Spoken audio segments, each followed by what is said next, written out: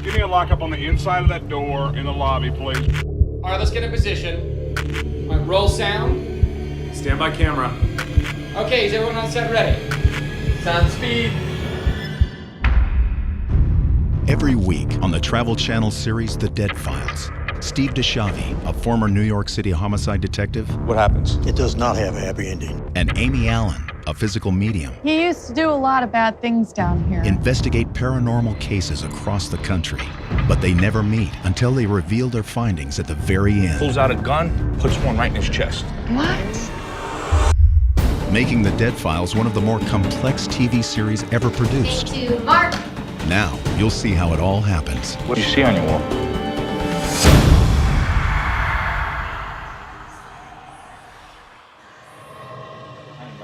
That building's probably Okay, cool. We're waiting. Okay, thanks.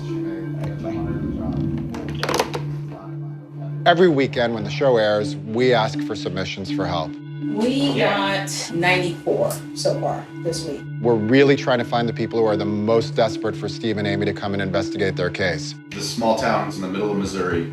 A woman basically rescued an old historic movie theater from a wrecking ball. She's got pages of experiences. I like it. We haven't done a movie theater. Let's pull the deed. Let's just get it out to Steve, see how he feels about it.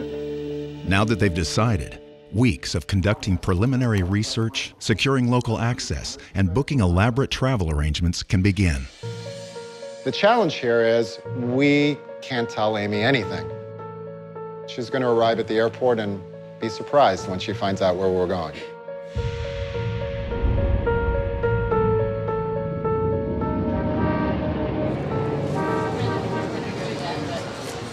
Where are you headed today? I do not know yet.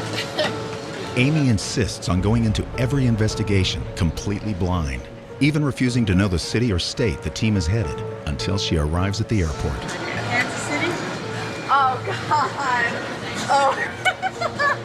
Not knowing where I'm going is one way to prevent biases. The production crew protects the details further by choosing airports far enough away from location that Amy must travel hours by car. I don't know what to expect, and that makes it exciting. While Amy's clandestine journey continues, Steve and the producers meet with their distraught clients face to face for the first time. So, Kim, I'm glad I'm here. You sounded pretty upset about what's going on in this place. I am. I am ecstatic that Steve and Amy are here. Whatever is here has escalated to a point that I couldn't ignore anymore. The amazing thing is when we actually do get here, Steve, with 21 years on the force of the NYPD, he comes up with angles and questions that our producers, as good as they are, never really think of. So it takes the investigation in new directions. It sounds like you got a lot of concern for the people that work here. Yes, I do. Definitely want to talk to the staff members, maybe kids. Somebody that might have been here before she bought the place. Tomorrow we're going to be really, really busy following a lot of these leads. The clock is ticking. Steve has only 3 days to dig into the secret history of the location without knowing if it will ever match up with what Amy encounters. We have no idea which direction Amy's going to get pulled, so we just have to be ready for anything. Now, the producers begin the detailed process of preparing the property for the late night walk. She walks around most of the night in complete darkness. So we get glow sticks, just mark it on the ground just so that it calls attention so she doesn't hurt herself. Besides obstacles and hazards, other distractions can trip up Amy. Come to the location and look for anything that could be leading or misleading for Amy. Matt Anderson is the only person Amy allows herself to interact with during her walk. Right here is the name of the place that we're in. We don't want that. You want to cover it? Yeah. To help Amy keep focus, Matt and the producers spend hours meticulously hiding the details at every location. We just try to take those factors out as much as possible. Now, the producers and crew settle in to await Amy's arrival. I never know where I'm going, so I don't know if I'm going to a house or a business or a vacant lot. This is the producing team, and while Amy's doing the walk, we are sequestered. To maintain the integrity of her investigation, the crew is prepared for wherever Amy's almost trance-like state might lead them. I think it's about 4 degrees, and we're dressed heavily. We have multi-layers on. But the thing is, shooting with Amy, you can't stop her. You never know where she's gonna go. She could be pulled 5 blocks the other way. Very bad things happened down here. We're watching her on the monitors, we're taking notes, and it goes fast. As soon as I walked in, I could hear people whispering, "Shh, she's here." Amy's walk starts at nightfall and often lasts several hours, leaving her physically and emotionally worn out. My walks can be pretty intense. Okay, I gotta take a break. I'm drained. The walk is over, and by morning, Steve has already begun the next leg of his investigation. A lot of people ask me what you do now is similar to when you work homicides. In some ways it is, because I'm looking for that one little detail that could break the case. And it usually starts with local experts that can provide shocking insight into the location's dark past. She just simply disappeared, and they found her 17 days later.